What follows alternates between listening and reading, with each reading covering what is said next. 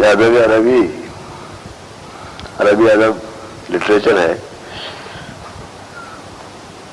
ایک بہت بڑی چیز ہے عربی ادب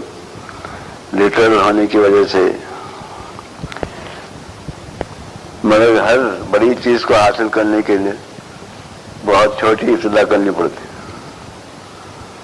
جو لوگ اچانک سرمایہ لگاتے ہیں تو تجربہ نہیں ہونے کی وجہ سے تجارت میں زبردست نقصان اٹھاتے ہیں۔ سمجھدار لوگ بہت ہی چھوٹی سی ابتدا کرتے ہیں اور پھر آہستہ آہستہ آہستہ ترقی کرتے ہیں، ہزاروں سے لاکھوں، پھر لاکھوں سے کروڑوں، کروڑوں سے اربوں تک چلے جاتے ہیں۔ عربی زبان یا کوئی زبان ہو، اس کے بارے میں جاننا ضروری رہتا ہے کہ یہ کیوں استعمال ہوتی ہے اور آخر اس کی ضرورت کیوں ہے زبان کی۔ ہم اپنے خیالات کو بیان کرنے کے لیے گفتگو سے کام لیتے ہیں، اور گفتگو میں ہمارے جملے ہوتے ہیں، جملوں میں الفاظ ہوتے ہیں، اور الفاظ میں معنی رکھنے والے الفاظ بھی رہتے ہیں اور ایسے الفاظ بھی رہتے ہیں جو معنی نہیں رکھتے اپنے، لیکن اس کے باوجود استعمال ہوتے ہیں زبان میں۔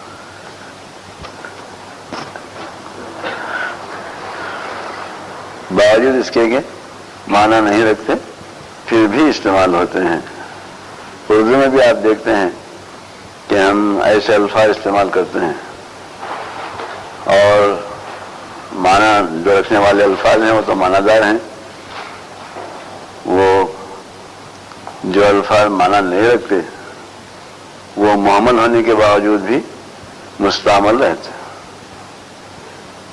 سودا سلوف، تو سودا تو صحیح لفظ ہے، سلوف بیان لفظ ہے۔ کھیل ویل، کھیل تو صحیح لفظ ہے، ویل کھیل ویل میں کیوں پڑے ہیں؟ سودا سلوف رہنے گیا تھا۔ ایسے بہت سے الفاظ زبان میں استعمال ہوتے ہیں جو معنی نہیں رکھنے کے باوجود، محمل ہونے کے باوجود استعمال ہوتے ہیں۔ اور جب بھی آدمی، ابھی آپ سے عرض کر رہا تھا میں کہ ہم اپنے خیالات کو اور اپنے احکامات کو، اپنی ضروریات کو بیان کرتے ہیں اور اظہار کے لیے ہم جملے استعمال کرتے ہیں اور جملے الفاظ پر مبنی ہوتے ہیں۔ اور یہی جو چیز ہے ہماری، اس کو ہم عربی زبان میں قول کہتے ہیں۔ قول کے معنی بات کے، قالا کے معنی کہا، قول کے معنی بات، قول، قیل، قال، یہ سنے ہوں گے آپ، قیل قال کا لفظ بھی، اس کے معنی بات۔ یہ جو بات چیت ہوتی ہے وہ جملوں میں ہوتی ہے، جملے الفاظ سے بنتے ہیں۔ اب ہم جو کام شروع کر رہے ہیں وہ اب یہ جاننے کے لیے ہم یہ کام کر رہے ہیں کہ آخر جو زبان ہوتی ہے، وہ زبان جو الفاظ رکھتی ہے، جو جملے بناتی ہے، وہ سب کیا ہے۔ جب ہم کسی چیز کے بارے میں جاننا چاہتے ہیں کہ وہ کیا ہے تو یہ محاورتاً صرف کہلاتے ہیں، اور جب ہم یہ جاننا چاہتے ہیں کہ وہ کیوں ہے، اس کی یہ کیفیت کیوں ہوئی، جب اس کے بارے میں جاننا چاہتے ہیں تو وہ نحو کہلاتی ہے۔ تو صرف اور نحو یہ دونوں چیزوں سے لغت، جو عربی کی لغت ہے،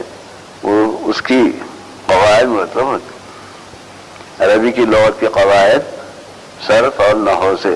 کیا اور کیوں سے مرتب ہوتی ہیں۔ اب ہم جو پڑھنے جا رہے ہیں وہ منہاج العربیہ کا پہلا جز ہے، اور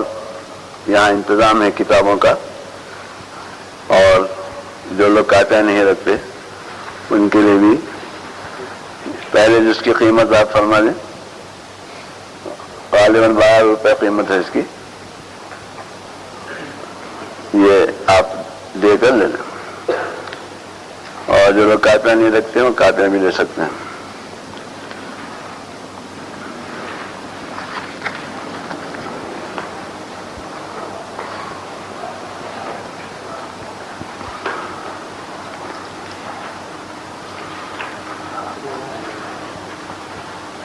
عربی زبان ہو، انگریزی ہو، فارسی ہو، اردو ہو یا کوئی اور زبان ہو، ان تمام زبانوں کی جو قواعد ہے اس میں بہت سی باتیں مشترک رہتی ہیں۔ ہم جب پڑھیں گے ہم تو پہلے تو بغیر قواعد کے ہر چیز کو پڑھیں گے، اس کے بعد ہمارے اندر استعداد پیدا ہو جائے گی سوچنے اور سمجھنے کی، اور ہماری ہمارا کریز بڑھے گا تو ہم اس کے قواعد کے بارے میں بھی جاننے کی کوشش کریں گے کہ کیوں ہے اور کیا ہے اور کیوں ہے، دونوں معلوم کریں گے۔ اب ہم پہلا سبق پڑھ رہے ہیں، تو پہلے کو عربی میں اولو بولتے، اولو کے معنی پہلا، اولن نہیں ہے وہ، دوسرے الفاظ کے لیے دو پیش آ سکتے ہیں، لیکن یہ اولو کا لفظ جو ہے بعد میں آپ کو سمجھائیں گے اس پہ ایک پیش کیوں آ رہا ہے۔ درسن اولو، اگر اس کو الف لام لگائے تو آپ دونوں جگہ لگانا پڑے گا، الدرس الاولو، پہلا سبق۔ آپ کے پہلے سبق میں دو لفظ ابتدا میں استعمال ہوئے ہیں جو الگ الگ معنی رکھتے ہیں، ایک لفظ ہاذا ہے اور دوسرا ذالکا۔ ہاذا کے معنی یہ اور ذالکا کے معنی وہ۔ ہم تفصیلات میں کسی چیز کے شروع میں نہیں جائیں گے،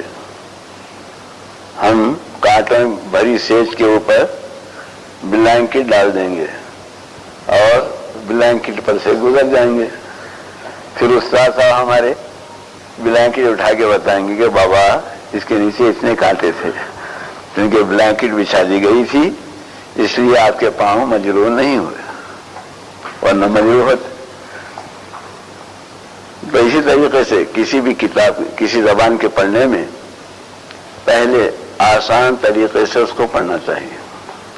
اور جب ہمارے اندر کوئی استعداد پیدا ہو جائے، کوئی قابلیت پیدا ہو جائے، کوئی صلاحیت پیدا ہو جائے تو پھر ہم کو اس کے بارے میں تفصیلات معلوم کرنے میں کسی قسم کی رکاوٹ بھی نہیں ہوگی اور حرج بھی نہیں ہوگا، اور ہمارے لیے ایسی تفصیلات معلوم کرنا نہایت درست اور بروقت ہوگا۔ اب ہم پہلا سبق پڑھیں، درسن اولو یا الدرس الاولو، پہلا سبق۔ ابھی آپ سے بتایا میں نے کہ ہاذا کے معنی یہ اور ذالکا کے معنی وہ۔ ہم ہاذا کب استعمال کرتے ہیں اور ذالکا کب استعمال کرتے ہیں، چھوٹی سی بات ہے، نزدیک کی چیز کے لیے جب ہم اشارہ کرتے ہیں تو ہم ہاذا کا بھی استعمال کرتے ہیں، اور وہی چیز تھوڑے سے فاصلے پر ہو، دور ہو یا ہمارے سامنے نہ ہو جی، تو اس وقت ہم ذالکا استعمال کرتے ہیں۔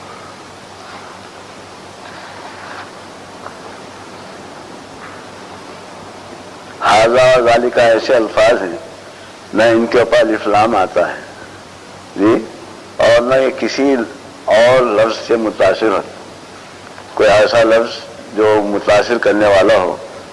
اور اس کی اعراب کو، اس کے زبر زیر پیش کو بدل دے، اس کو عامل بولتے ہیں۔ اس وقت ہم اس موقف میں نہیں ہیں کہ کسی عامل کے بارے میں جانیں، ہم اتنا ہی جانیں گے کہ ہاذا ذالکا ایسے الفاظ ہیں جو ہمیشہ اپنی ہی شکل پر رہیں گے۔ ذالکا کبھی ذالکی نہیں ہوگا، ہاذا کبھی حاضی نہیں ہوگا، ہاذا ہی رہے گا، ذالکا ہی رہے گا۔ ایسے رہنے کو مبنی ہونا بولتے ہیں، کیونکہ وہ مبنی ہیں، ان کے اندر تبدیلی کی صلاحیت نہیں ہے اور ان کے اندر تبدیلی پیدا بھی نہیں کرنی چاہیے۔ البتہ دوسرا جو لفظ آ رہا ہے ان کے اس پر دیکھ رہے ہیں آپ کے ذالکا اور ہاذا پر تو ایک ایک زبر ہے، لیکن دوسرے تمام الفاظ پر دو پیش،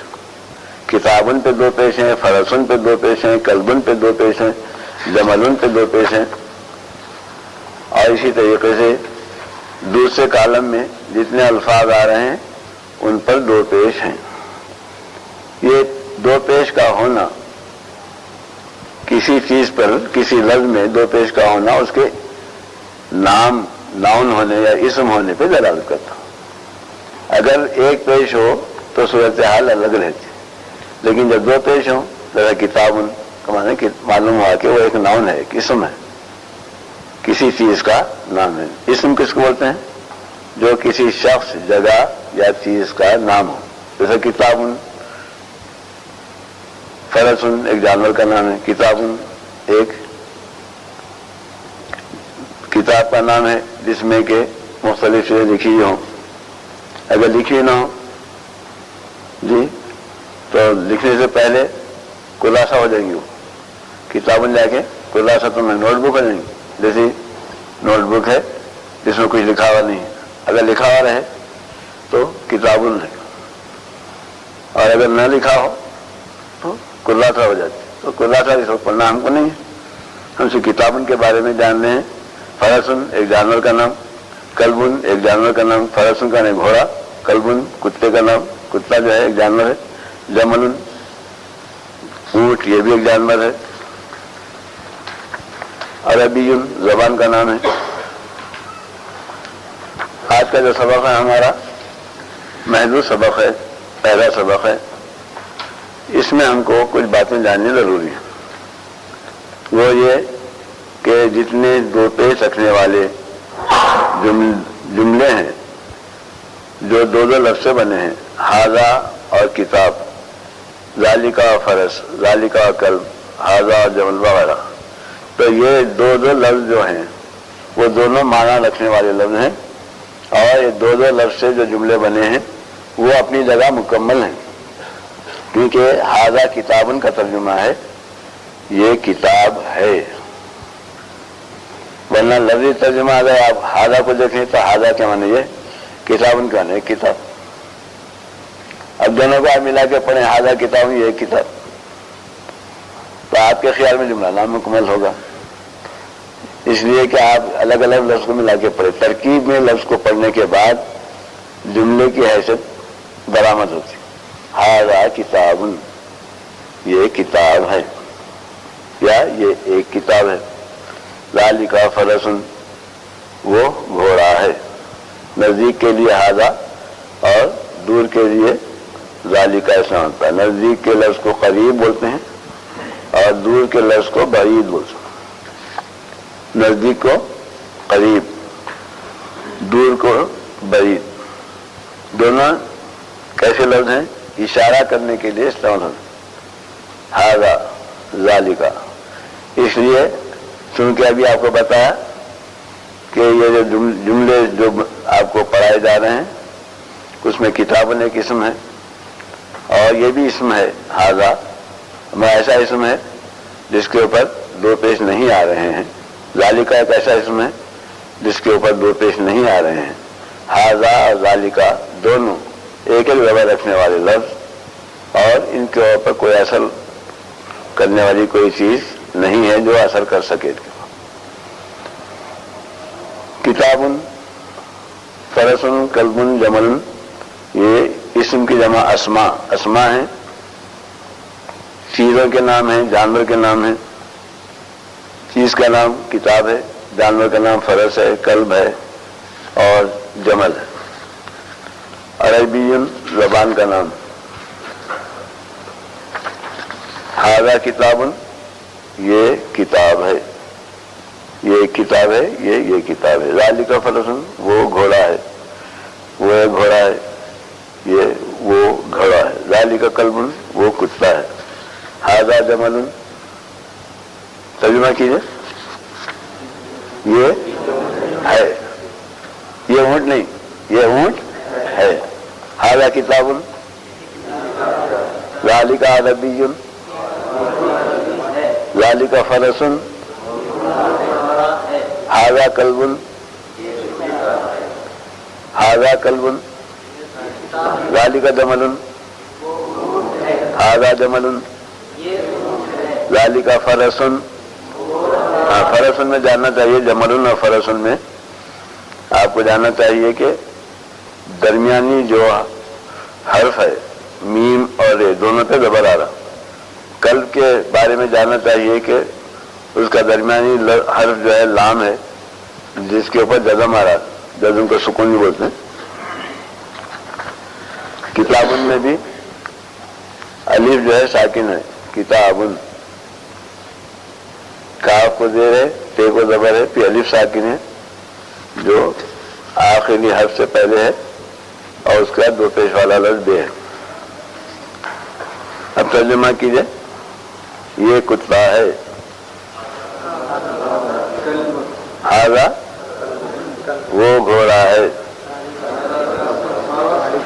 فرسن یہ اونٹ ہے، جمل وہ کتا ہے، یہ گھوڑا ہے، وہ اونٹ ہے، یہ قلم ہے، قلم اس کا لام بھی زبر رکھتا ہے، قلم نہیں بولنا، قلم وہ کتاب ہے، یہ انسان ہے، عربی لفظ انسان، ھذا انسان وہ حیوان ہے، حیوان حیوان یہ کو زبر، وہ حیوان ہے، یہ سوال ہے، سوال بھی عربی لفظ ہے، وہ جواب ہے، جواب یہ بھی عربی لفظ ہے، وہ کتاب ہے، وہ قرآن ہے، یہ عربی ہے، عربی یا کو تجدید ہے اور دو پیش ہیں،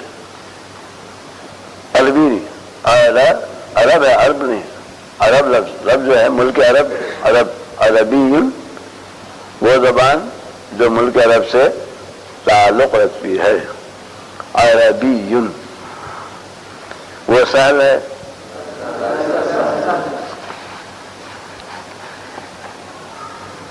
آج کا سبق اتنا ہی ہے۔